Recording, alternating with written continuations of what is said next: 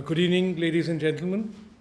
I'm Amitabh Mattu. I'm the director of the Australia-India Institute, and welcome to the third Satyajit Ray Memorial Lecture that we are organizing in partnership with the Indian Film Festival of Melbourne. And I want to recognize and acknowledge the support of Mitu Bhomik, the director of the festival.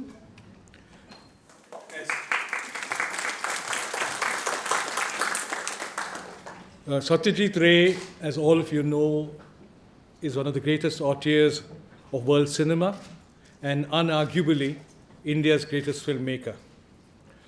Ray was born in Kolkata in a prominent Bengali artistic family, and he started his career as a commercial artist, and thereafter, after being influenced by Renoir, Disika, and others, ventured into filmmaking. The rest is history. His masterly trilogy, the Yappu trilogy, is recognized as one of the greatest pieces of art in the history of not just cinema, but in the history of art. Kurosawa, when Ray passed away, said this: "Not to have seen the cinema of Ray means existing in the world without seeing the sun or the moon." So anyone who hasn't seen Ray's films, I encourage you to do so.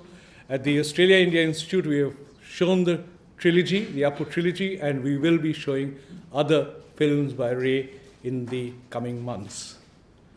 In fact, the only two busts that we have outside the Australia-India Institute are Rabindranath Tagore and Satyajit Ray, and it's only appropriate, therefore, that we have another great Bengali to deliver the third Satyajit Ray Memorial Lecture. The first was delivered by an academic, Lord Meghna Desai. The second by the well-known, iconic Bollywood actress Simi Garewal, and Konkana Sen Sharma, who has established herself as one of the finest actresses of her generation, and she effortlessly straddles both Arthouse and mainstream, is delivering the third lecture.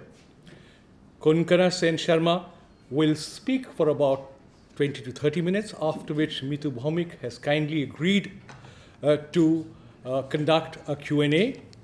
Noted for her naturalism, especially playing the ambitious and independent women, he's won 2 National Film Awards.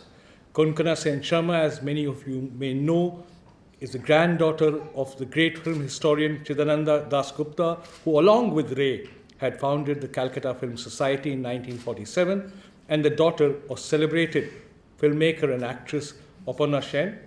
Konkana made her debut on the screen at the age of 3 as a child artist in the film Indira, and has since appeared in almost 40 Hindi, Bengali, and English language films. In 2000, she made her adult debut in the Bengali film Ek Je Ache Kanya, which was followed by a role in the great Ritupurna's acclaimed film Titli, opposite her mother Aparna Sen. Konkana became a nationally recognized face when she starred in the great film Mr. and Mrs. Iyer, directed again by Aparna Sen, and the film was a great commercial success, and her performance got her the National Film Award for Best Actress. This was followed by a much applauded commercial hit, Page 3. Her role drew a lot of praise and got her wide recognition. She went on to give even more acclaimed performances in 15 Park Avenue and Omkara. And she has also starred in Ritupurna Ghosh's last film, Sunglass. It's a great honor and a great pleasure now to invite Ms. Konkana Sen Sharma to deliver the third Satyajit Ray Memorial Lecture.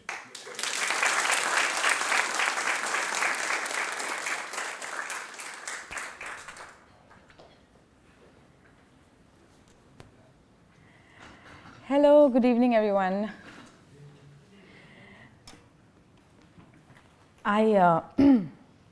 First of all, I want to tell you that I'm not here to give a lecture at all. So just to keep your expectations low, I'm an actor. I'm not an academic. If anything, if I were to give a master class on anything, it would be acting. So unless all of you are interested in learning acting, I'll take you through my journey. And we'll have an interactive session with Meetu, and I'll share my experiences with you.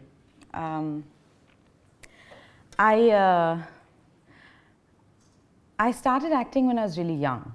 I was born into this family where my mother was directing films and acting. My grandfather has been a film historian, a film critic. He's directed a couple of films. And when I was three, I had accompanied my mother to a film that she was acting in. It was today we talk about mainstream versus art house, right? So she was acting in a mainstream film.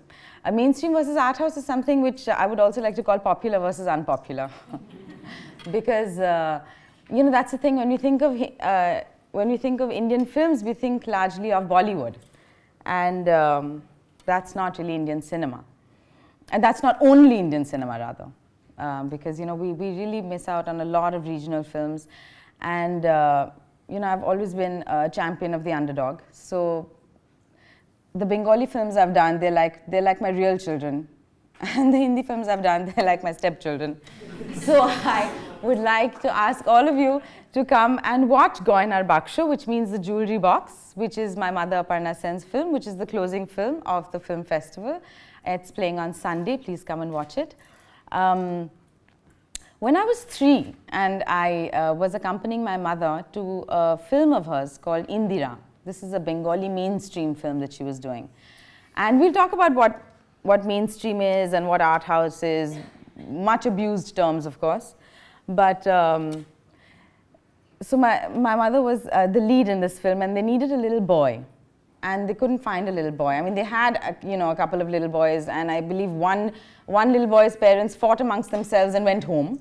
And another little boy refused to do anything, and I was just hanging around on set with my mother, and you know, they were desperate for a little boy.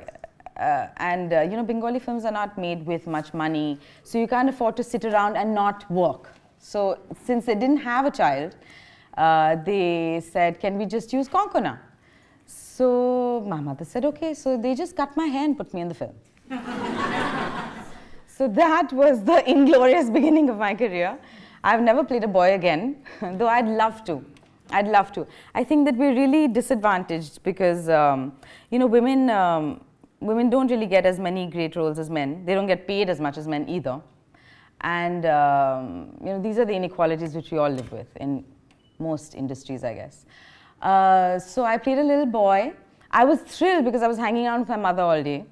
And she's a working mother, so I was very happy to hang with her. I did my own dubbing.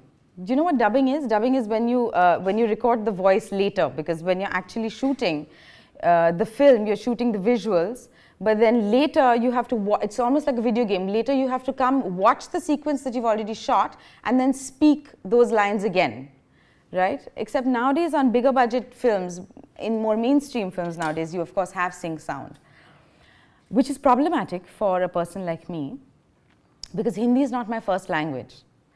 So when I've done films like Omkara and things like that, I've had a really difficult time, because Omkara was a sync sound film where they recorded live sound. Not only was it in Hindi, it was in some kind of UP strange dialect.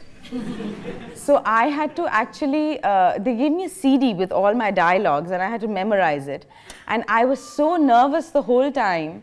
I'm generally nervous and kind of a person, and you know, large gatherings, etc., make me very nervous, and I like being on my own.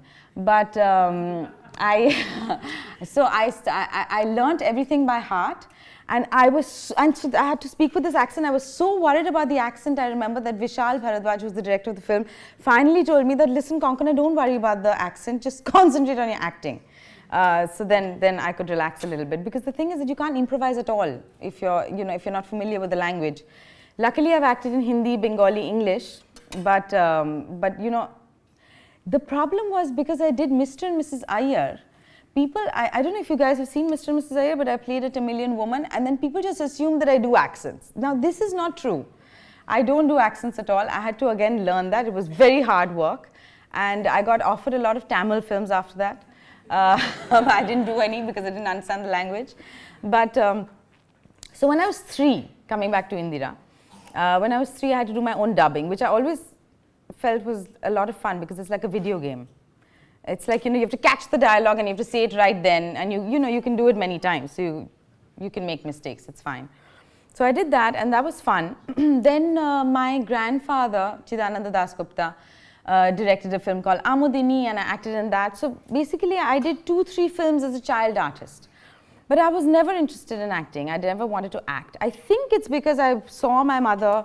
I saw my mother as an actress. I saw her life as an actress and a director, and it's a hard life.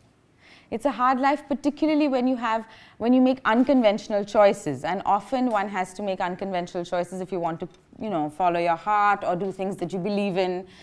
You may not always make very popular choices, and even with directing films, it's very, very difficult to get funding for the kinds of films that, you know, that we make.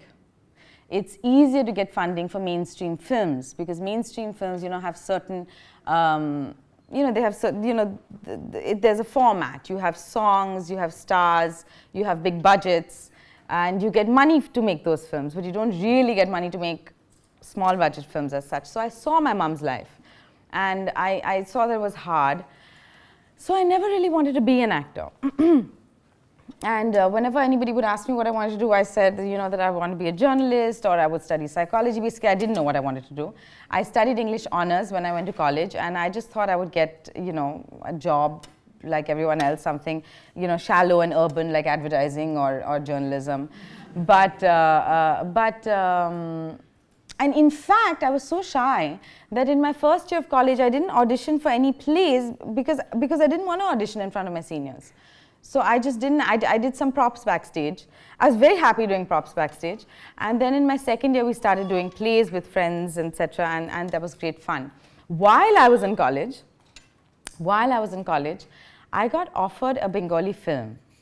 I got offered a mainstream Bengali film, which was actually a copy of a Hollywood film called Crush, which is a terrible film, which is a spectacularly bad film. And I was a bit of a snob. So, you know, because in school, in college, you know, we were studying theatre of the absurd, and we were doing plays, and we were doing, you know, Israel Horowitz and Dario Fo and things like that. And then suddenly somebody offers me a Bengali version of Crush. So I was appalled. But then, you know, my mom said that, why don't you just hear it out and see what you feel? And so I met this director. And it was a challenging role because the part that I had to play was of you know, a 16-year-old girl who is obsessed with an older man. Now this I didn't like to begin with. I have to admit, I'm ashamed to say I was very judgmental, and I said, no, I don't like this girl. You know, so I had a lot of reservations. And it's interesting, my relationship with acting itself has changed so much over the years, because now I've been acting for about, not counting Indira, but counting Akje Achhe Konna, this Bengali film that I'm talking about right now, as my first adult film, since my first, not adult film, but first film as an adult. I'm just going to go home now. My first film as an adult so it was a terrible experience. So I did it during my summer vacations between my second and third year of college, and I was really apologetic the whole time and mostly in a very bad mood, because she had to wear these strange clothes, you know, like she was wearing these short clothes, and she was obsessed with this older man played by Shobha Shetty, and she was not behaving in a very dignified manner.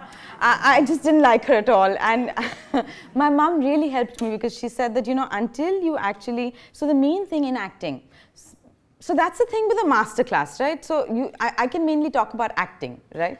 So I can talk about acting in mainstream and art house films, but and since I've done both, I'll take you through all of them. But so my mother said the main thing is that in acting, what you need is empathy. And once you have that empathy and that understanding, and you're able to relate with another person, which is when I think you can really get into that character. So we did some workshops, and I was generally cranky and sulky mostly during the shoot, I remember, and really and I remember thinking that, you know, I don't want any of my friends to watch this because I was so embarrassed. But at one point in the middle of the film, I started feeling sorry for her because, I felt like, she doesn't really have any other weapons in her arsenal. She just has, this kind of desperate need to win the attention of this older man, which will, validate her in some way. So I started feeling a little sorry for her, and I started understanding her situation a little more, and I think that really helped me play that part. So I, of course, did that film, and then pretended that, it was never going to release. I went back to college. I never worried about it. I really never ever, I never really think about the future. I never really plan anything. And with this one, I just thought, well, it's best forgotten. So I did this in the holidays, like a summer workshop, and it's best forgotten. And I went back to college, and I, continued doing plays and things like that in college. And then this film, meanwhile, won a lot of awards. In the sense that it was very popular. It won some Bengali film awards. I won some Bengali awards for best negative character and things like that. So I was cringing, but I was also it was a new experience for me. But I didn't think that I would ever continue with acting. I was not interested in acting. I didn't know what I wanted to do, but I knew that this is not for me. Then Rituparna Ghosh, the film director, who's also been a family friend, directed a film called Titli. And he asked me to do Titli. And, so again, I just finished my third year of college, and I thought that, okay, let's just do this because, he's a family friend. My mother was acting as my mother in the film. So we went and shot somewhere, I think in Lava, which is in North West Bengal. And it's beautiful, and it was really like a holiday. So Mithun Chakraborty was in this film. We went and shot for for a couple of weeks, and it was so effortless, and it was so easy. We had such a wonderful time. I thought this was a good experience compared to my first film, so this is not too bad. And then I went back to college to start my master's in English. My master's was a disaster because I'd done my A-levels. Because I'd done my A-levels in school, and then because we did English, because I did my BA in St. Stephen's College in English. So basically, we'd been doing the same things with Chaucer, Donne, all of this. And again, in my masters, they started doing the same thing again. In fact, I remember they came and read out the poem in class. It was a poem by Donne. They read it out in class, and they asked us the difference between a simile and a metaphor, and I thought I was going to die. Firstly, the classroom was so depressing. It was really dirty. It was not pretty like those, like my college was. My college was beautiful, and it was very depressing. At this time, Rituparna Ghosh asked me to do Shubho Marath, which is another Bengali film he did, and I said no. I'm going to study. I'm not going to do any more films. So I didn't do that. Nandita Das did that role. I was such an idiot for not having done that. And so then, when my mother said that, "Do you want to do Mr. and Mrs. Iyer?" I was like, no, don't be silly. I'm not Tamilian. I don't want to do Mr. and Mrs. Iyer. I'm not sure that I want to act. So she said, no, you help me. She's good at tricking me. So she said that, no, you be my research assistant, and you go to Madras, Chennai, and you do the research for me, because this is about the Iyers, and how the Iyers are different from the Iyengars, because one are Shaivites and the other are Vaishnavites, worshipping Shiv and worshipping Vishnu. And what kind of names the kid can have, and what kind of jewelry they wear. So it's all different, because a Tamilian woman, like, they don't have a Mangal Sutra. They wear a thali and a nalli, etc., etc. So that was great fun for me. I really enjoyed doing that. So I went and I stayed with some family friends over there, and then found out all these things. And I had a wonderful time, and I didn't realize that while I was there, I was actually imbibing so much of that culture that it really helped me prepare for Mrs. Iyer. And of course, I went and chucked my MA because it was just getting more and more depressing every day. And I shot for Mr. and Mrs. Iyer, which was great fun. Which was so this is the thing, when you work in a film where you respect the director and you like the script, if it has a script even, because sometimes, let me tell you, in some of the films I've done, they didn't even have a script. In some of the mainstream films I've done, they didn't have a script. So I remember on page 3, so I'm meandering a little. So I remember when I was doing page 3, directed by Madhur Bhandarkar, and he's lovely, but there was no script. We shot it for months. We shot it for 6 months. And bits here, bits there. I was not even living in Bombay at that time.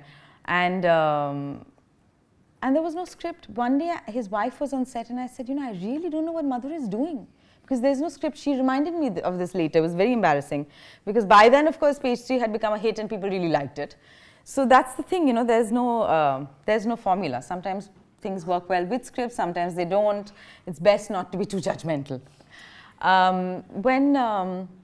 So when I did Mr. and Mrs. I really enjoyed that experience, because here we had very little money. So this is the thing, when you're working in art house films, the main thing is that you don't have any money. So which means that you don't, you may not have a vanity van for changing, you may not have a makeup room, you may have to change, behind the bushes, etc. Yeah, so it really prepares you. There's nothing, it's like war. Filmmaking is like war, it's also really intimate, because you have these really intense experiences with many, many strangers. And then you go your own way, you drift apart, and it's never the same again as it was when you're on location. We did a lot of workshops for Mr. and Mrs. Iyer. I had to master the Tamil accent. Rahul Bose was in the film. So we were so well prepared, because what happens is, when you have very little money, because time is money, right? So, with a big budget film, with a mainstream film, you can shoot, for many days. You can shoot fewer hours, you can shoot many days, because you're renting everything, you're renting equipment, everything's on hire, everything's, paid according to how much time you take. So when you're shooting an art house film, mostly, and, most of the films I've done have been, these really low budget art house films, mostly. Not to say there's no guarantee that an art house film is going to be good and a mainstream film is going to be bad. I wish it was that easy to tell, what's going to be a good film, what's not going to be a good film, but it's really hard to tell.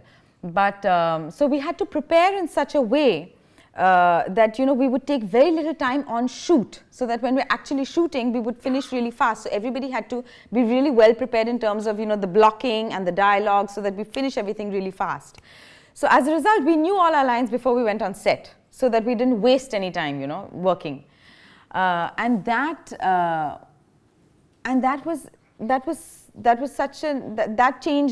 experience changed my attitude towards acting. That changed my attitude towards filmmaking in general, because for the first time, I really enjoyed myself. Titli also I enjoyed myself, I have to say. Mr. and Mrs. Iyer was my third film, but I really enjoyed myself. I had a lot of fun, and then I went back to Delhi and I said, now let me look for a job. So I was looking at classifieds in the newspapers, and I went for a few job interviews, thinking now I have to get a real job. And then Mr. and Mrs. Iyer won a national award. And I won the national award for the best actress, and then my life changed. Because suddenly, I think suddenly people were aware that I was acting, even though I myself hadn't decided that I would act. I still hadn't made that commitment. I couldn't I couldn't take the plunge and say, okay, now I'm going to act, because having always done things that I believe in, it was very hard for me to reconcile myself to the fact that if I wanted to act and if I wanted to have a career, which I did then later, you have to do all kinds of films.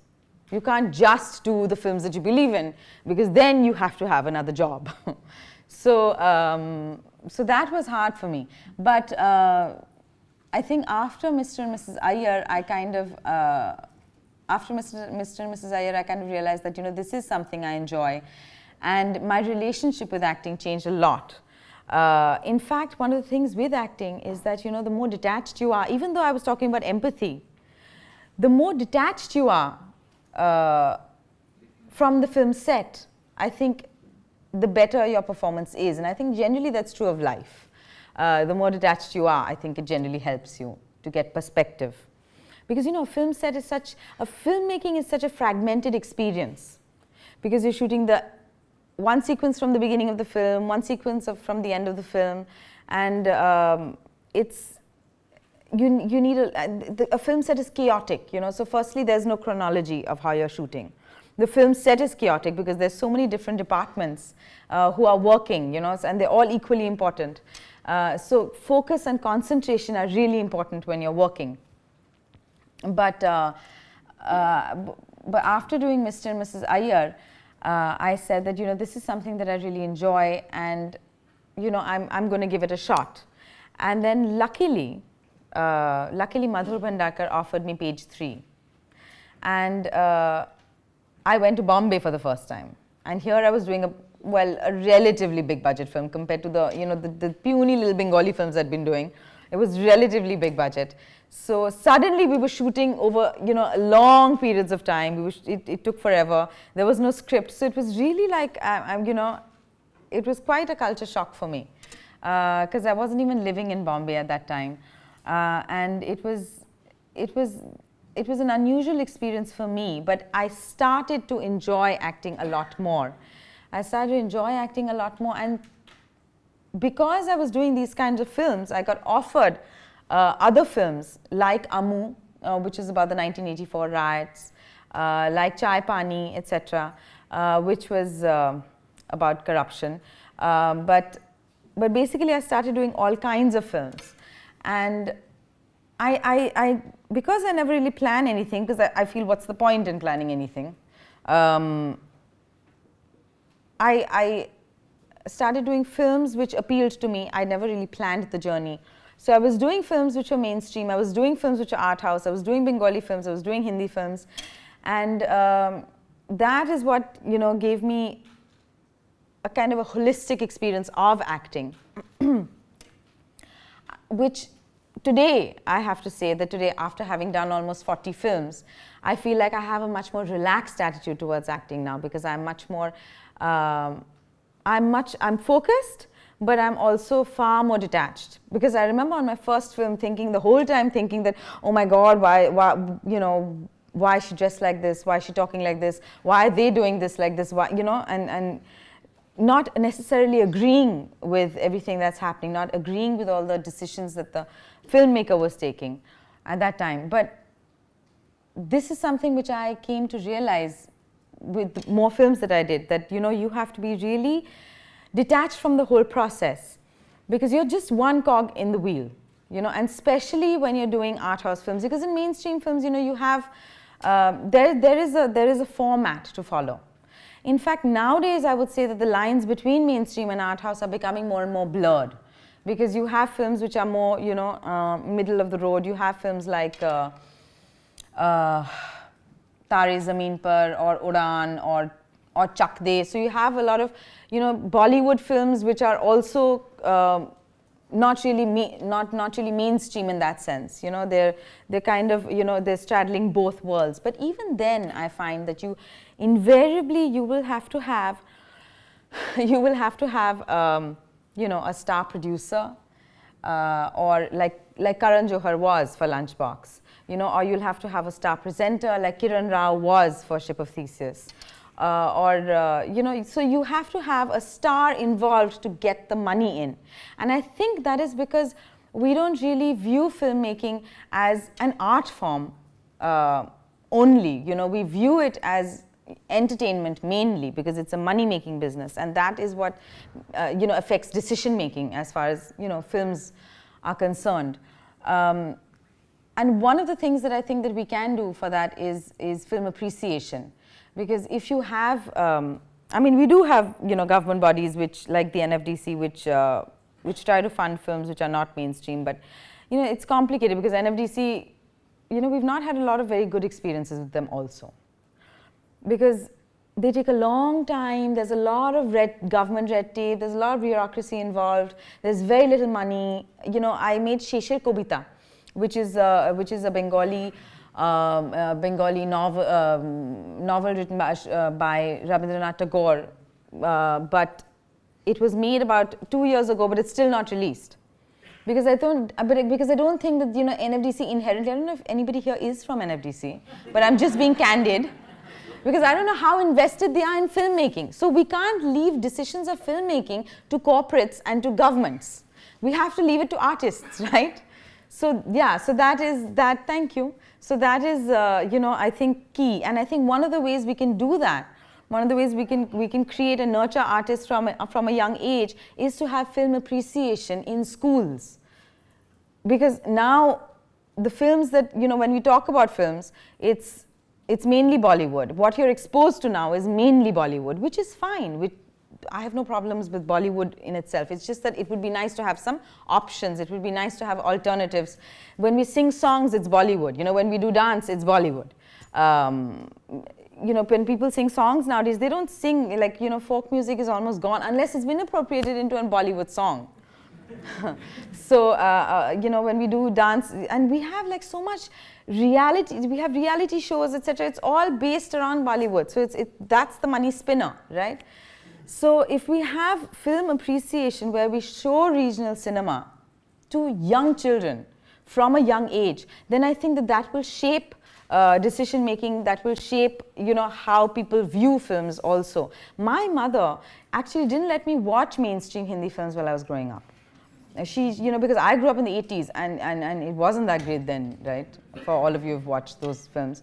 And she didn't let me watch those films. In fact, on TV, we used to have the Ramayana and the Mahabharata, and she never let me watch those either. Those are these epic Indian poems, right?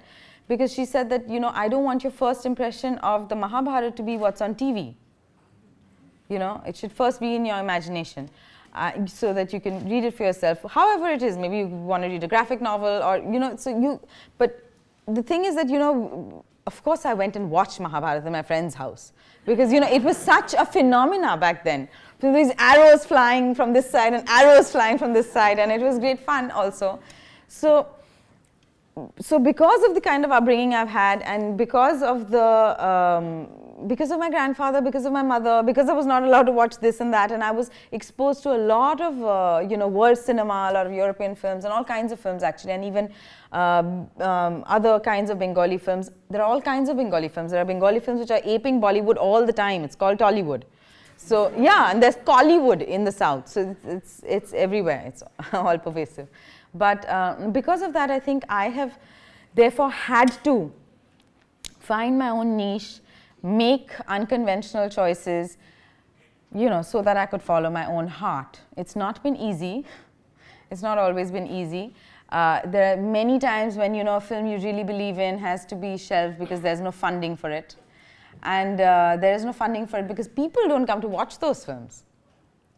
You know, which is why I'm very glad today to be here to share this experience with you, because I feel that the more we talk about this and the more we, you know, introduce this into schools and start talking about this from an earlier age, the more we can actually change the course of, you know, Indian filmmaking. So yeah, that's my experience. I would love to interact with all of you if you guys have any questions or anything. Yeah. Thank you so much.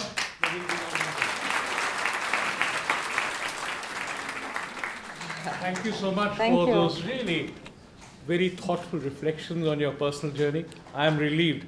Last evening when I spoke to Konkana, she said, lecture? There's no way I'll deliver a lecture. And I said, it's been advertised, there are 200 people coming here. And she said, well, and I said, okay, I'm going to ask you questions about Mrinal Sen. And she said, you don't understand me. So we had almost a breakdown in conversation. But I think it's a... I was almost running away and backing out of this whole thing because I'm not delivering a lecture. But and about Mrinal Sen and Ritik Ghotak and... Yeah. But you have delivered more than a lecture. Yeah, let's not go there. You've delivered more than a lecture. You've delivered beyond our expectations. Oh, Thank you very much. And you really lived up to the reputation that we have of the Satyajit Ray lecture. And we wish you best of luck in your straddling both mainstream and commercial. And I think it's important what she said about exposing, and we'll do it here, exposing you all to not just Bollywood. We'll expose you to Bollywood as well, but also expose you to the world of other regional cinema, Arthouse cinema, in collaboration with Mitu. And I'll request Mitu now to conduct a Q&A with Konkana. But before I do that, I've been informed that Mitu, in her generosity, has said that the 4 people who ask the most thoughtful questions will get passes to the films, unless you change your mind. No, I'm for the closing night. For the closing night. Okay. So do you want to have chairs here? But first I want to say, because I'm so informal, I forgot that I wanted to thank the Australia-India Institute. And I want to thank Mitu and the Melbourne Indian Film Festival, because I think it's really wonderful for all of us to meet and interact like this. So thank you. You want to do it standing or?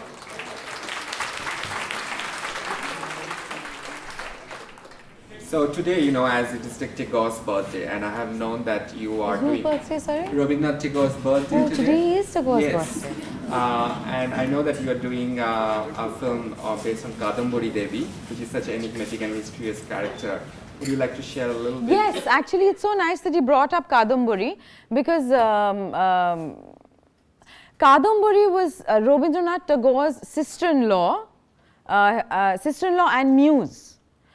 In fact, they had this relationship which was, you know, in the sense it was, there's a lot of speculation to that friendship.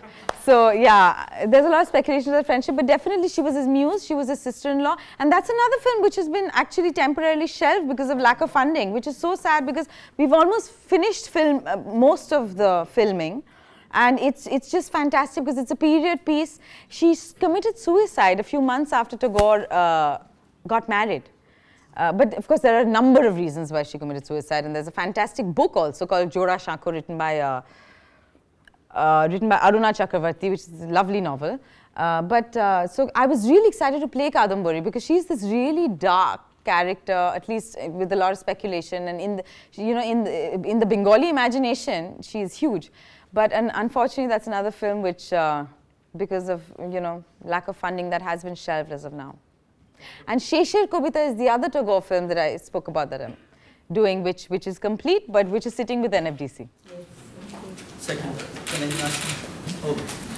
I've got a question for you. Now, I've been a big fan of you on Wake Up Sid. Thank you. I've lived the life of Sid myself.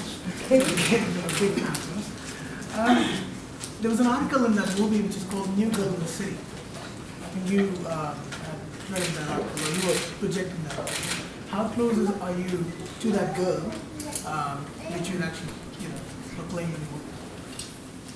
So I don't know if you heard, he was asking about, yeah, you didn't hear. He was asking about Wake Up Sid, which, is about as mainstream as it gets. And the character that I played was a girl called Aisha. And he was asking how close I am to that character. I frequently play those kind of girls, I have to say. I frequently get, play those kind of girls who are very good and who are very earnest and who are very, morally upright. Yeah, which is not that interesting. I much prefer to play roles, of women who are who are not so strong, who are perhaps more vulnerable or who are in a point of transition, no, I don't think I'm like Aisha. In fact, I don't think that I'm really like any of the characters that I've played. I like to play different kind of characters. One of the characters who I thought I would not be like at all, but in whom I found a lot of freedom and I was able to relate to a lot in a very on a subconscious level, is Meethi in 15 Park Avenue. In 15 Park Avenue, the character I played was a schizophrenic. So, but I'm not. But one could had to clarify. But I was able to. But there was a lot of freedom that I got in that role, because invariably, whether it's Page 3 or whether it's Metro, or whether it's Omkara, I'm just always playing. It's very tiring to play the eternally good girl who's just, yeah. Yeah, sorry, we'll just pass on to the next one. We'll have to do that later. Thank you. Yes, sir. When you act on a character based on some novel like Sheshir Kobita or Chokher Bali, I'm saying acting in Chokher Bali. I was not in Chokher Bali, that was Raima Sen. That's okay. That's okay. Okay, my apology. No so problem. when you act on a character based on some novel, do you study the novel first, or you just rely on the explanation given by the directors to make up your mind, or to reflect in that character? I actually just go with the script. I did start to read Sheshir Kobita in translation. Unfortunately, my Bengali is not as good as my mother's, because I studied Bengali only till class 8 and then I went to an international school, so my Bengali is not that great. But I was reading it in translation. It's not as good in translation. And the thing is, it's an entirely different art form.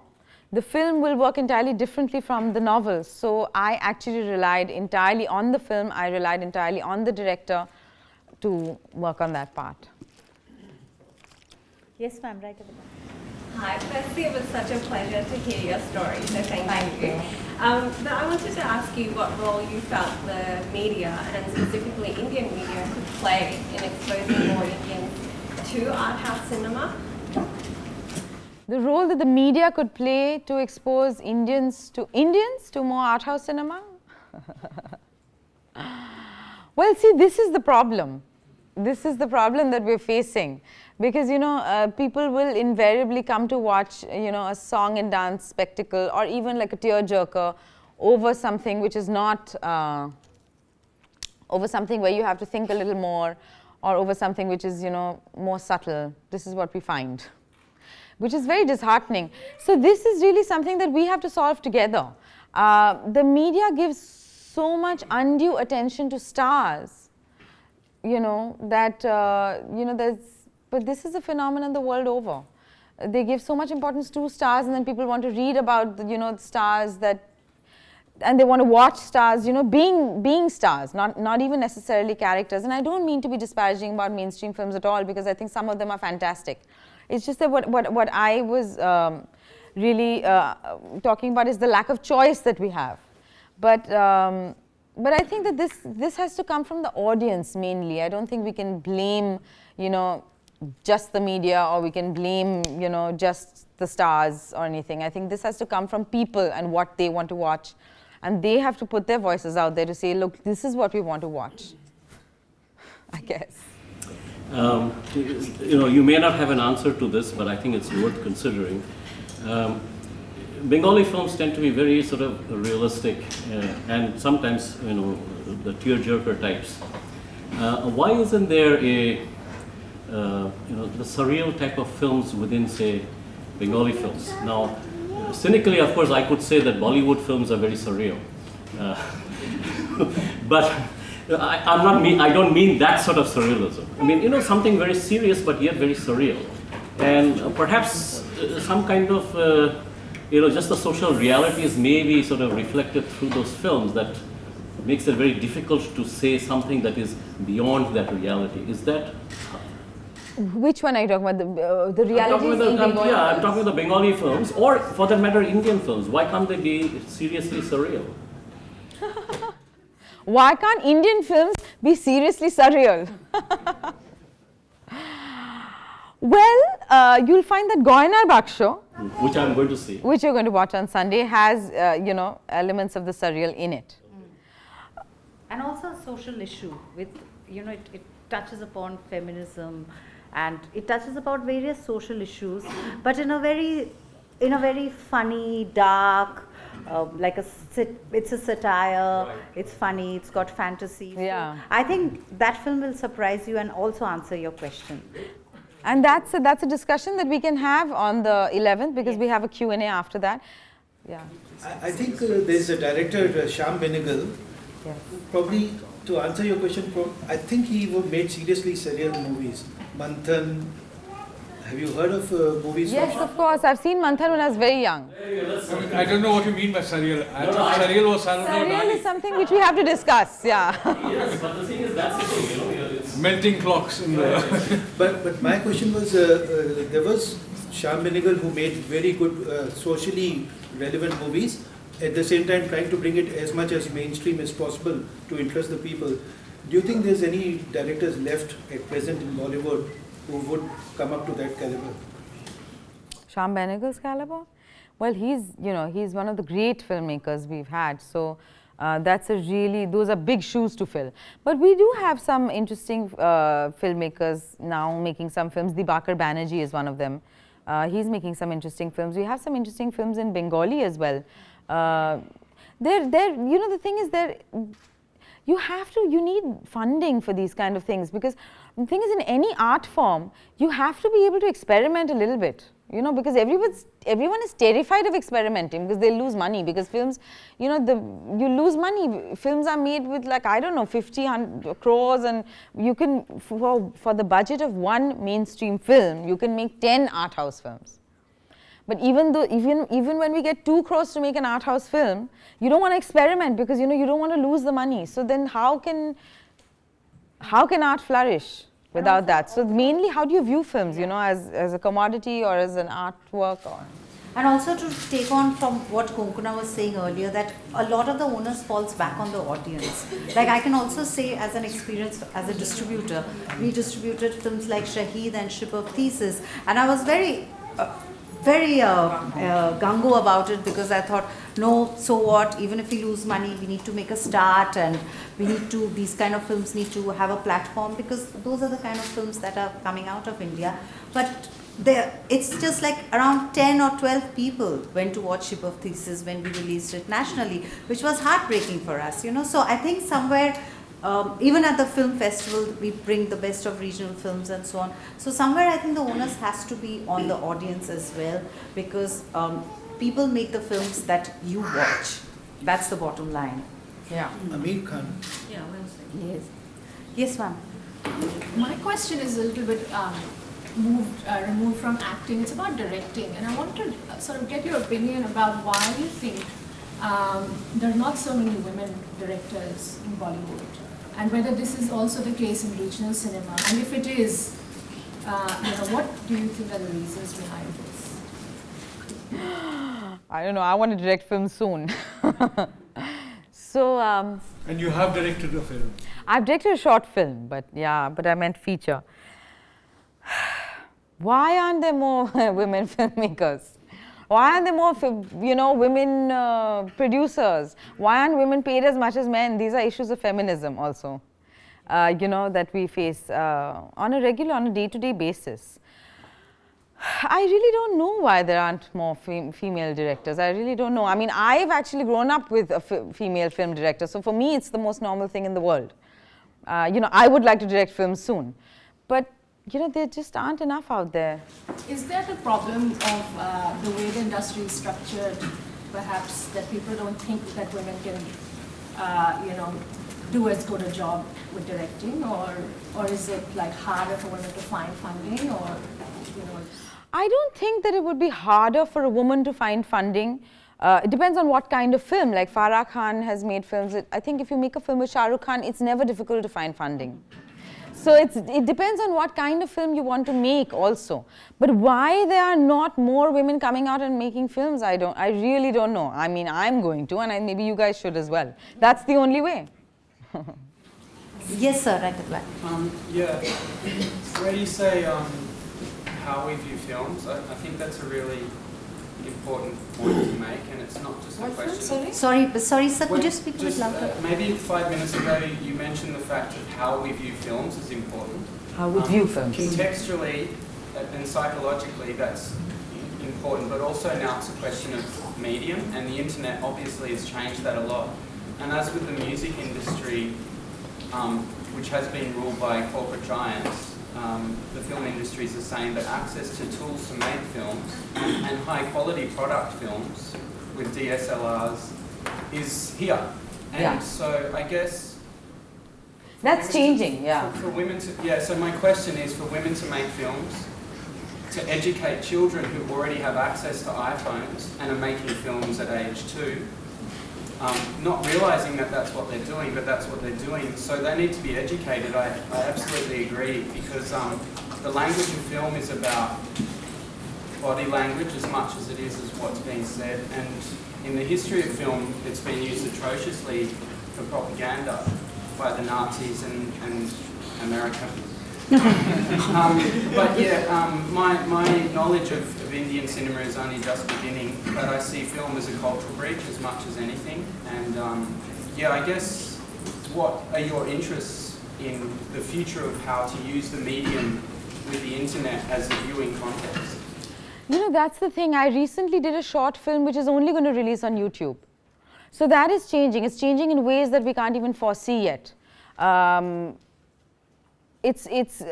last 4 films that I've done, I think, have all been on video. They've been shot on 5D or DSLR, what you mentioned, because that's huge. So that's a really important point that you make, because film stock is actually so expensive that is a major reason for the cost. So if you want to make more experimental or art house or low budget films, then one really can. One has to go out there and do it, because there are ways to do it now with things changing. with people using more digital instead of film now. Yes. First of all, thanks for sharing your experience. It was very interesting.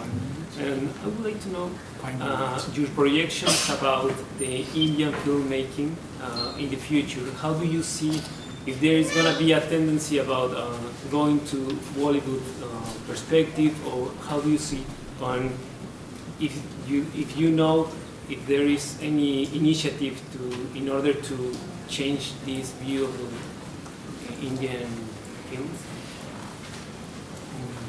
Your projection in the future for... In the future of Indian cinema, do you see there being a more mainstreaming of Arthouse? Yeah. Or is Bollywood going to dominate? Ah. Is Bollywood going to dominate, as it has been? I think that, well, honestly, I don't know. This is not really something which I have, this is not something which I've really thought about a lot. But I think that, because beyond a point you give up. This is the way the world is, I mean, Bollywood has, for all my life, Bollywood has dominated. And we still have to keep on doing the kind of films which we believe. And that may include Bollywood in certain parts and not include Bollywood in others. But I think that with the, the medium changing as fast as it is, I think we will have all kinds of different films which are being made, like short films, or films being made in the digital format, which are not being made on, celluloid. And I think that will take away to a certain extent, because as these kind of films become more popular and gain more of an audience, that to a certain extent, these films will be able to come to the fore.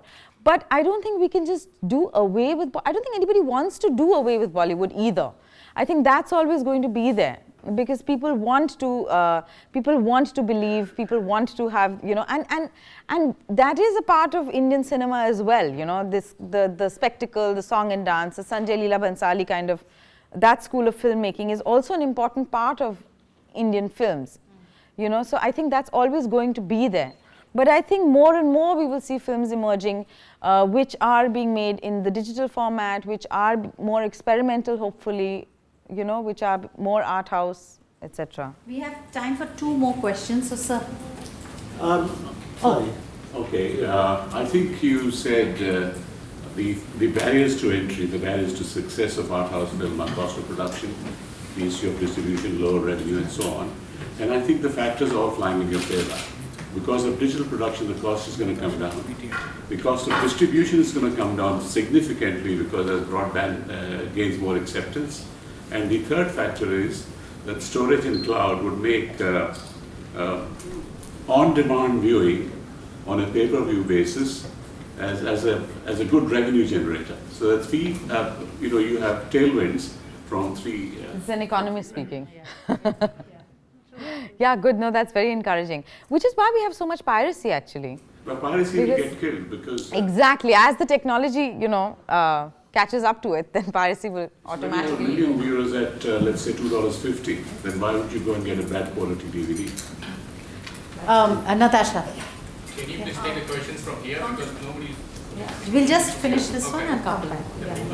Just take it. I have a question. You asked me to ask a question. Yes, sir. That's a planted question. Now, I've got actually 2 questions. One is on the craft of the actor. You mentioned empathy, which is necessary to portray a character. And you also mentioned detachment. How do you, as an actor, deal with the tension between the two?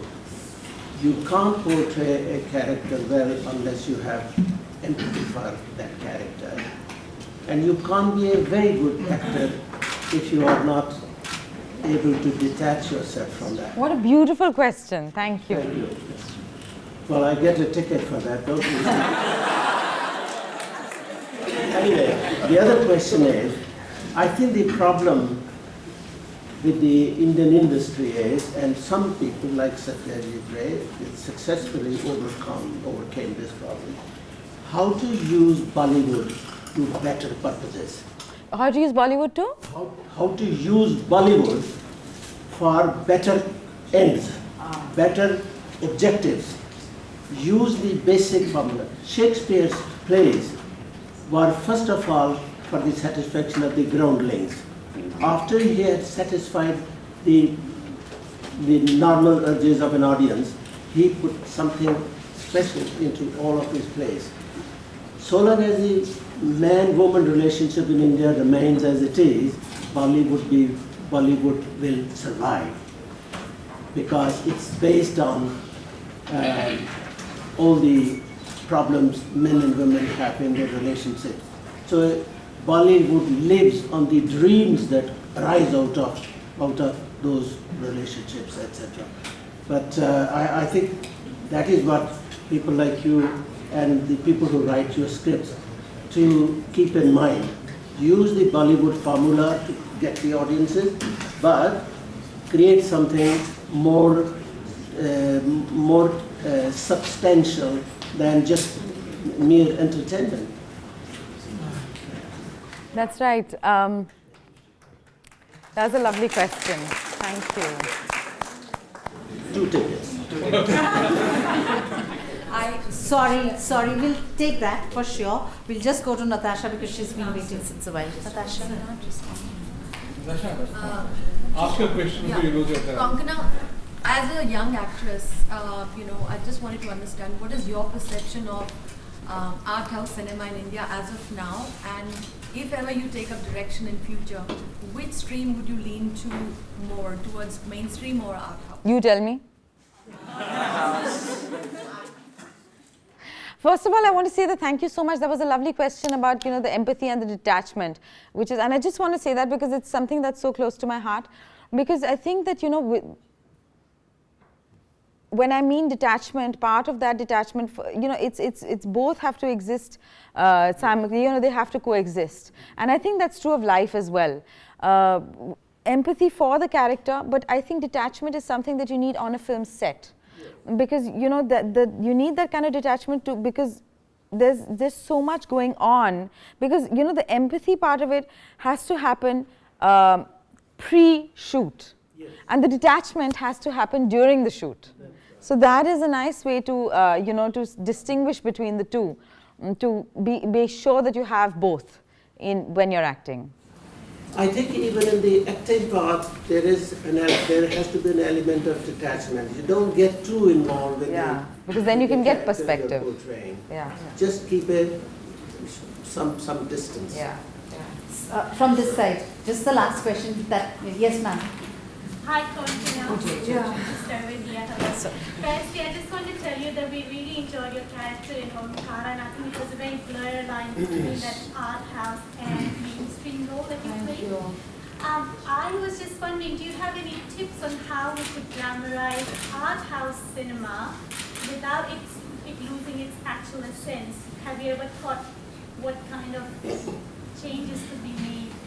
See, she was also talking about art house films. As actors, I have to say that we're pretty passive in many ways, because we are not creating the projects. We're limited to what projects are offered to us. I mean, unless you become like, a really big star like Amir Khan, where you're actually, green lighting projects, mostly I think, you have to choose from what you get. So that's one. And the second thing is,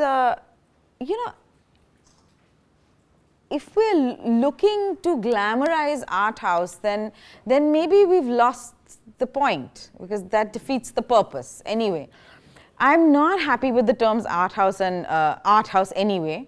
I would prefer to say mainstream and alternative, how it is, in all art forms. But then if you are doing something which is alternative, then you have to appreciate it for what it is. Ideally shouldn't have to dress it up to be something else. We have to end it now, but Konkana is coming on the closing night on Sunday. We are screening Goynar Baksho, which is an absolutely beautiful, perfect Mother's Day film. Doesn't mean it's a girly film, but it's a surreal film, like you said. So we can talk further on Sunday. Thank you. Thank you.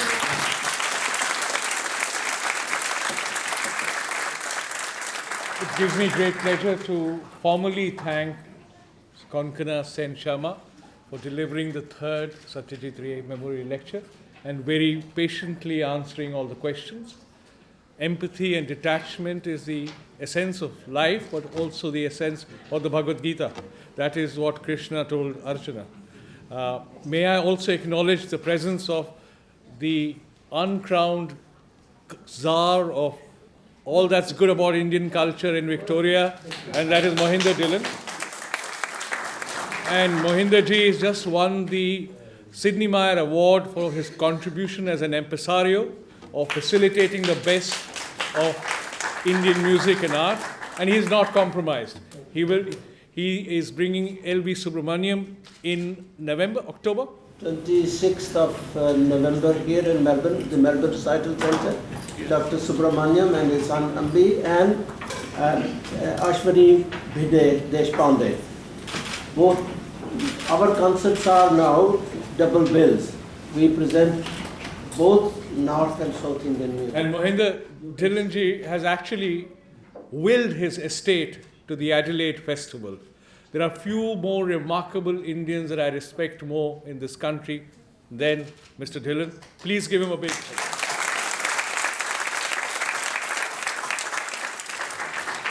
Finally, I want to thank our very own impresario extraordinaire, Mitu Bhaumik, for organizing regularly this great festival. And thank you all for being here. Have a good evening.